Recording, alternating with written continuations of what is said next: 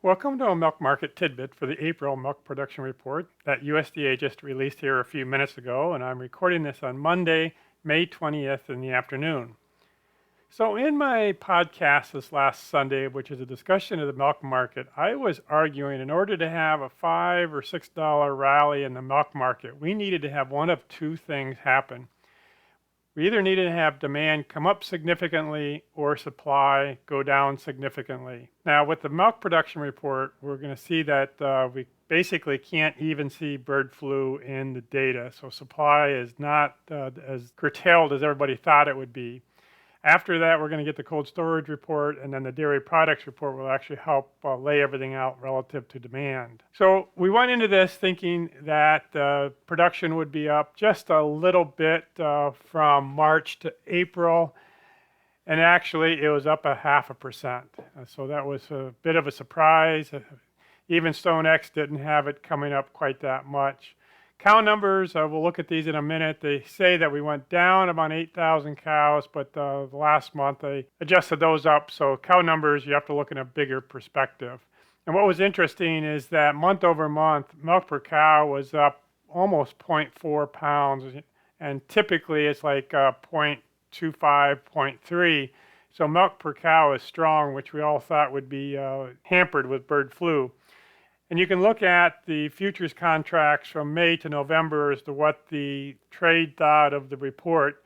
When it came out, they were averaging 1994, and when it closed at 5 o'clock, they were averaging 1985, so they dropped 10 cents off the report. And we expect them to drop a bit more yet tonight. So here are our cow numbers, 9,340,000. Last year we were 9,417,000, so we're down about 74,000 cows, but I'm going to argue this was too high up here anyway. And you can see that they've continued to manipulate these numbers. We were down 1 month, but basically, since November or so, we've been treading water in cow numbers. How many cows do we actually need? So out of the March dairy products report, we can actually estimate that we need about 9,371,000. We're 9,340,000.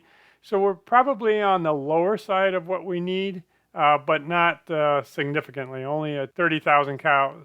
And the slaughter data continues to be very low, 49,000 cows last week, 8,000 cows off a year ago.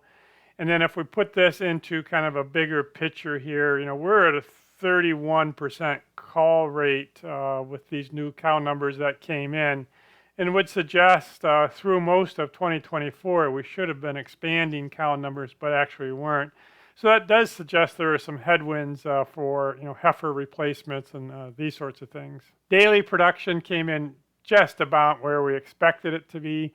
The trade's been expecting this to be way down due to bird flu, and it came in just right on target. And if we look at where we've been the last 3 years, we're basically flat. You could argue we're down a little bit from a year ago, but it's basically flat. And going into this, we had the federal milk marketing data. I thought we would be up, 0.6%, so a little bit very similar to where we were, and actually USDA would have had us come in at 0.3%, so everything is right on target as to where we should have been. Milk per cow also was right where we expected it to be, a little under trend line, but not significantly, and also components are very strong, so year over year we're up significantly in actually pounds of components. All right, so this was the first report. Now tomorrow we're going to get the global dairy trade. We'll start getting May National Dairy Sales reports. It's going to be interesting to see how those come together.